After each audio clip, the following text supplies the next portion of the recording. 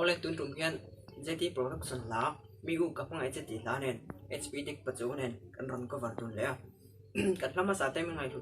saka moilo ti tu song song te chunga long tu tin dung te kan soi ni tuna kan la cover po hi try no ti via oi te no ti le ni chuan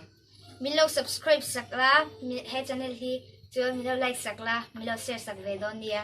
the thar nai kan hin hule vat don dia hello bye bye